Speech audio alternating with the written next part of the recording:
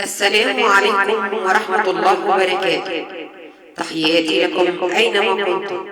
تحياتي لكم من قناة حبيبة عطية. أول شيء نعرفكم على نفسي. أنا اسمي حبيبة عطية، من جنسية تونسية، ومقيمة في إيطاليا من مدة 18 سنة. اليوم سوف أحكي لكم قصتي وإصابتي بمرض القلب. أخواني أخواتي اللي أول مرة شاف هذا الفيديو، فضلا وليس أمرا الاشتراك في القناة وتفعيل زر الجرس حتى يصلكم كل جديد من قناة حبيبة عطية. اليوم سوف أحكي لكم قصتي وإصابتي بمرض القلب. أول ما وصلت على إيطاليا من 18 سنة لوراء، ابتديت اشتغل في الفنادق كطباخ. ضليت لمدة 18 سنة اشتغل بالفنادق والمطاعم، وغيرت أكثر من مكان، ولكن كنت الحمد لله صحتي الحمد لله، لا عندي أي إصابات ولا مرض ولا أشتكي من أي مرض. ظلت السنين ومرت السنين وعدت السنين. إجا في السنة الماضية هذا المرض اللي اسمه كورونا، عافانا وعافاكم الله، اللي هو دهور كل الدول ودهور كل الشغل، وأغلقت كل المحلات، وأغلقت كل المطاعم، وأغلقت كل الفنادق.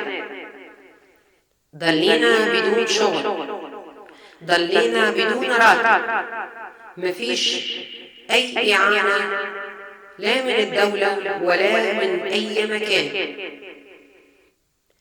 صراحة يعني لازمنا الحياة، لازمنا الأكل، لازمنا الشرب، لازمنا دفع إيجار البيوت. ضليت أدور على شغل، كل الأماكن مغلقة. وفي يوم من الأيام اتصلت بي صديقتي، هي تونسية نشكرها ونحييها من هذا المنبر. كانت هي أيضا تدور على شغل، وفي يوم من الأيام اتصل بها شخص عنده محل لغسيل السيارات، وعرض عليها الشغل، وقبلت هي الشغل أيضا، وخبرتني أنه يدور على عاملة أخرى. وأنا على طول وافقت، لأني ما باليد حيلة، لازم أقبل أي شغل مهما كان نوعه، للأكل وللعيش وكل متطلبات الحياة. ورحت على الشغل وابتديت اشتغل، مع اني ما عندي اي خبرة في هذا الشغل. لأول مرة اشتغل في غسيل السيارات. واصلت شغلي شهور وشهور لمدة 6 أشهر، وكان هذا الشغل صعب كثير. كان فيه أوساخ، سيارات وسخ، روائح كريهة، ناس يستخدموا السيارات يحطوا فيها الكلاب، شعر الكلاب. يعني صرت أنا وصديقتي ما عاد متحملين هذا الشغل. ولكن بعدها ابتدت المصايب. كان هذا الشغل أننا نستخدم الهواء اللي هو يعني ننظف به السيارات، وهذا الهواء فيه ضغط قوي، وأيضا لغسيل الطبيات، ما بعرف شو تسميها، طبيات السيارات كنا نغسلها بضغط الماء، كان فيه ضغط كبير، وكان هذا سبب المصايب. واصلت شغل مع انه كان متعب كثير، وما كنت مرتاحة ابدا لهذا الشغل، وتحمل واصل حتى صارت ايدي توجعني، بحس بالألم وواصل شغل، وواصلت شغل. كل يوم تزداد وجع ايدي. كنت لما بصحى بالصبح بلاقي ايدي مثل كأنها ايد ميتة، كانت كلها تنمل. بالليل لما نام لازم يعني نحطها في مكان واحد، لا أقدر أن أنام عليها ولا أي شيء، كان وجع كبير. ما رحتش على الدكتور صراحة، كنت أستخدم أي كريمات للمساجات وأدوية لتسكين الوجع. حتى في يوم من الأيام ما قدرت أتحمل، وفي نفس اليوم صارت دقات قلبي قوية. ما عرفتش في هذاك الوقت ايش صار. سمعت دقات قلبي، بسمعها يعني دقات قلبي طالعة من أذني. حسيت بحالي وكأنه آخر يوم في أيام حياتي. لا قدرت أتكلم ولا قدرت أقول أي شيء. شافوني زملائي في الشغل، سألوني مالك يا حبيبي؟ ما قدرت أرد عليهم ولا أجاوب. كان الرعب في داخلي، كانت دقات قلبي أقوى من كل شيء. ما تتصوروش يعني شيء رهيب في داخلي، دقات قلب قوية. وبعدها أخذوني وريحوني على الكنبة، وعلى طول اتصلوا بسيارة الإسعاف. اجت سيارة الإسعاف وأخذتني دغري على المستشفى. دخلوني المستشفى، أول شيء عملوا لي التحاليل، وعملوا لي حطوا لي آلة تسجيل القلب، وأنا كنت خايفة.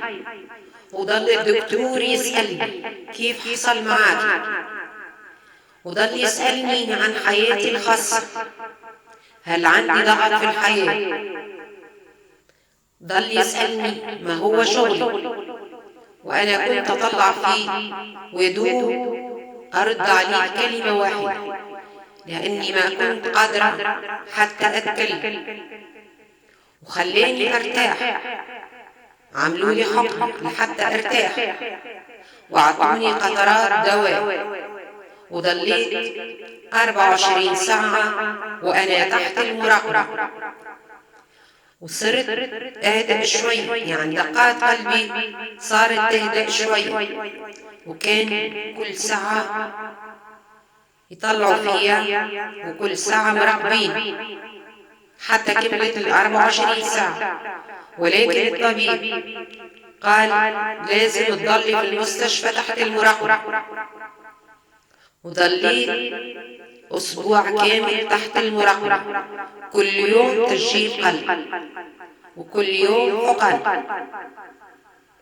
وكان هذاك الأسبوع يعني خايف إيه اللي راح يحصل معي بعدها. وضل الدكتور يطمني لازم تهدئي وما تفكري في أي شيء. وأنا نحيي هذا الدكتور من هذا المنبر، صراحة يعني هو دكتوري الخاص أصبح، وصراحة يعني ساعدني كتير. وبعد أسبوع طلعت من المستشفى وتحسنت حالتي، ولكن طلعت بالأدوية. يعني لحد الآن استخدم قطر الدواء للنوم، وحبيت كنت بأول الأسبوع استخدم ربع حب، والأسبوع اللي بعده كان هذا الدواء قوي جدا، استخدم نصف حب، وبعدها ثلث حب، وفي النهاية صار أقوى، استخدم حبة كاملة. ولحد الآن استخدم هذه الحبوب.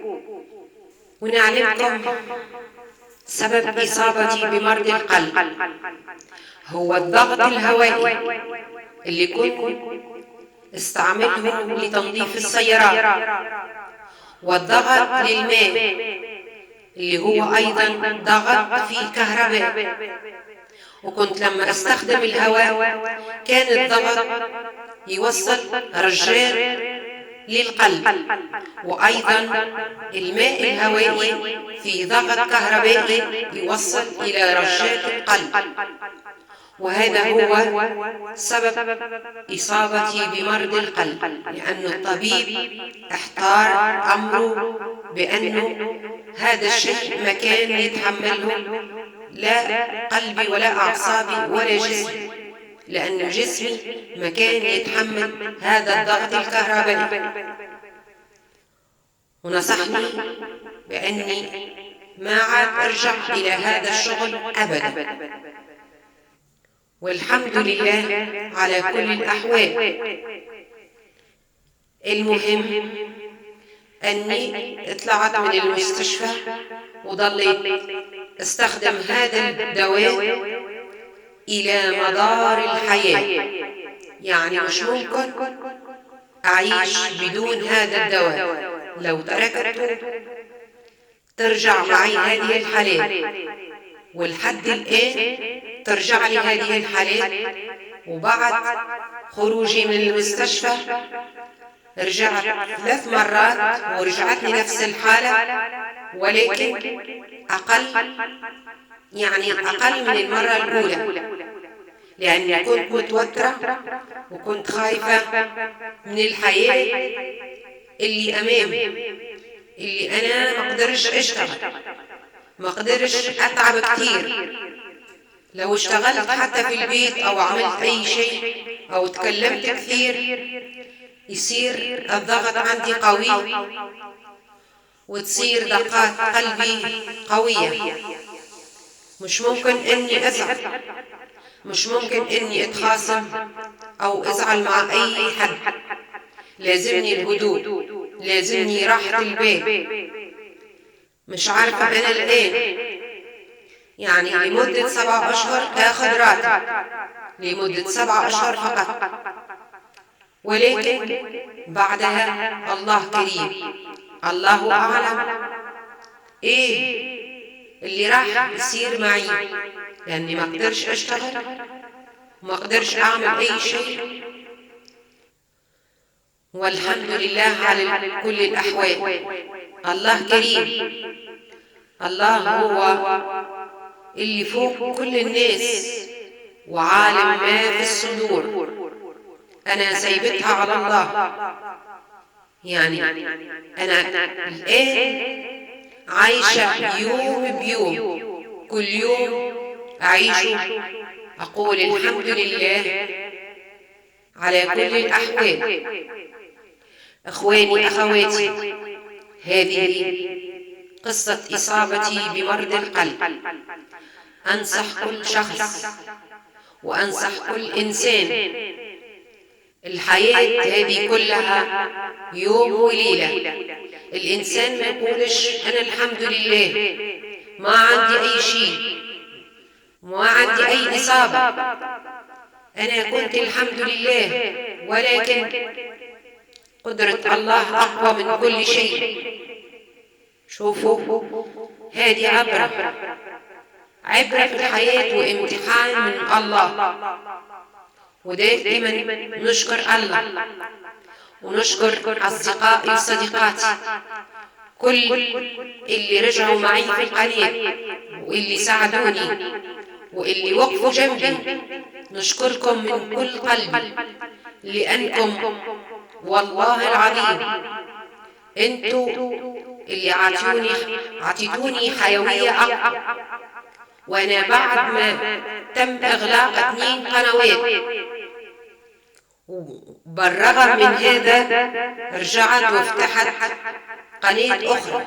يعني مش بالسهل أنه الإنسان يشتغل في 2 قنوات ويوصلهم وتصير عليهم إعلانات، ولكن للأسف الشديد يعني كانت غلطة وحيدة. كان كل هذا من الضغط. عملت هذه الغلطة من الضغط، وللأسف غلقت هذه القنوات وما زلت معاكم لحد اليوم، لأنكم أنتم اللي أعطيتوني القوة وأعطيتوني الشجاعة، وكلكم شجعتوني وكلكم وقفتوا في محنتي. أنا بشكر كل إخواني أخواتي. تحية من القلب، تحية إلى أختي نسمة اللي هي أعز الأخوات معي، اللي هي ضلت معي حتى لما كنت بالمستشفى. كنت وراسلتها وكانت تطمن علي. أختي الغالية نسمة، تحياتي لك من القلب.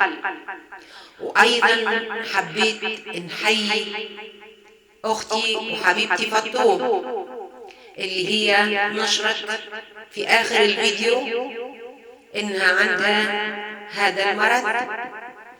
أختي الغالية، الحياة حلوة مثل ما كتبت لك في المساج أو في التعليق. لازم تكوني قوية، ولازم أتمنى تسمعي هذا الفيديو.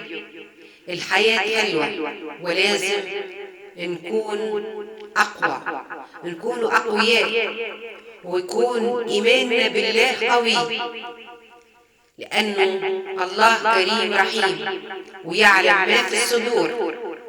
لازم تتشجعي ولازم تخرجي من هذه العزلة. خليكي تطلعي برا، اطلعي للشارع، ما تخليش نفسك معزولة في البيت. عارفين بهذا الوضع، وكورونا مش تاركنا في حل، بس الله كريم. ونحيي كل أصدقائي وصديقاتي. أتمنى منكم أخواني أخواتي أنكم تنشروا هذا الفيديو على المنتديات. اللي يقدر واللي عنده منتدى ينشره للمساعدة وتساعدونا في هذه القناة. جزاكم الله خير، لأنه في هذه المرة أنا كنت بعمل قناة للتسلية، فهذه المرة صراحة حابة هذه القناة تكون مورد رزق، لأني مثل ما قلت لكم من الأول ما عادش أقدر أشتغل نهائي.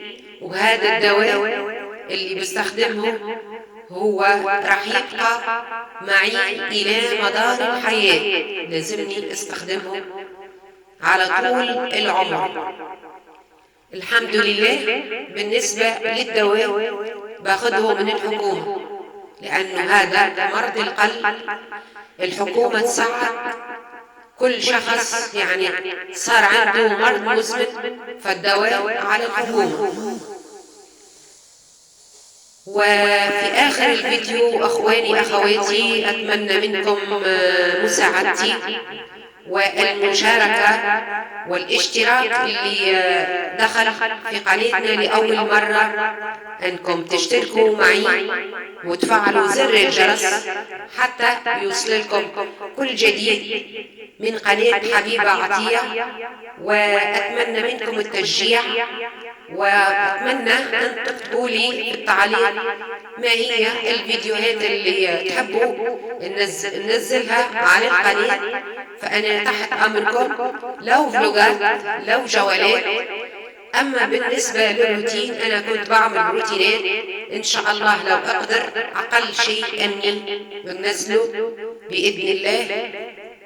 فأنتم بتشجيعكم واقتراحاتكم إن شاء الله هنزل لكم اللي حابين شوفوه. وبارك الله فيكم وشكرا لكم وشكرا لكل من انضم معنا في قناتنا المتواضعة. وما بقى لي إلا نقول لكم مع السلامة أخواني أخواتي، مع ألف سلامة، ودمتم في رعاية الله. تحياتي لكم، ونخليكم مع هذا المقطع الموسيقي.